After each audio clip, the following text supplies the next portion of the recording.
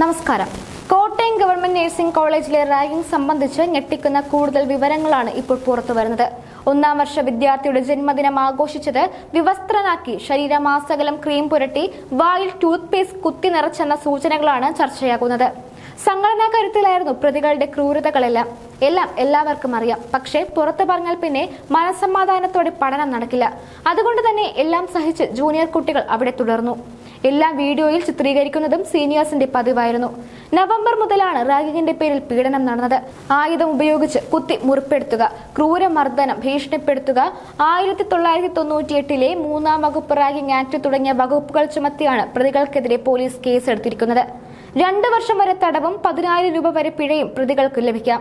കുറ്റകൃത്യം തെളിഞ്ഞാൽ വിദ്യാർത്ഥികളെ വിദ്യാഭ്യാസ സ്ഥാപനത്തിൽ നിന്ന് പുറത്താക്കാനും വകുപ്പുണ്ട്.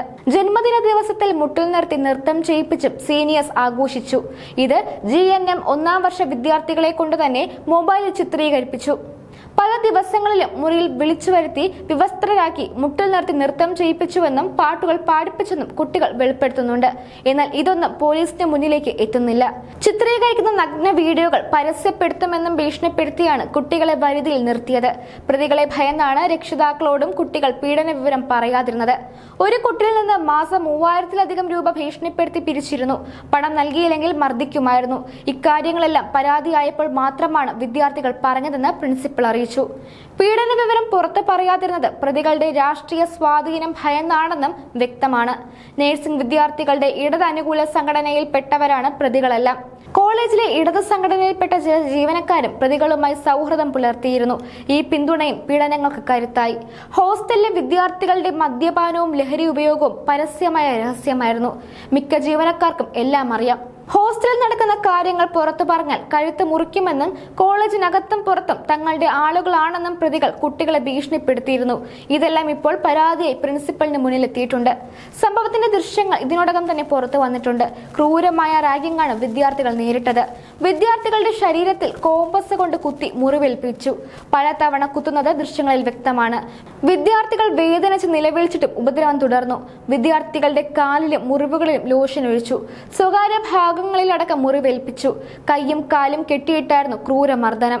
നഗ്നരാക്കി നിർത്തുകയും കോമ്പസ് ഉപയോഗിച്ച് ശരീരത്തിൽ കുത്തി മുറിവേൽപ്പിക്കുകയും ചെയ്തിരുന്നു. നിലവിളിക്കുമ്പോൾ വായിൽ ക്രീമും കലാമിൻ ലോഷനും ഒഴിച്ചെന്നും വിദ്യാർത്ഥികൾ പരാതിയിൽ പറയുന്നു. അതേസമയം ഗാന്ധിനഗർ SHO T ശ്രീജിത്തിന്റെ നേതൃത്വത്തിൽ പോലീസ് സംഘം കോളേജിലും ഹോസ്റ്റൽ മുറിയിലും പരിശോധന നടത്തിയിട്ടുണ്ട്. സംഭവത്തിൽ സമഗ്രമായ അന്വേഷണം നടത്തുമെന്ന് ഗാന്ധിനഗർ SHO പറഞ്ഞു. ഓരോ ജീവിതവും ഓരോ കഥകളാണ്, വേറിട്ട കഥകളുടെ ഒരു കൂട്ടായ്മ. വേണമെങ്കിൽ നമുക്കതിനെ ഒരു നോവലെന്ന് പേരിടാം. അതുപോലൊരു നോവലല്ലേ നിങ്ങളുടെ ജീവിതവും?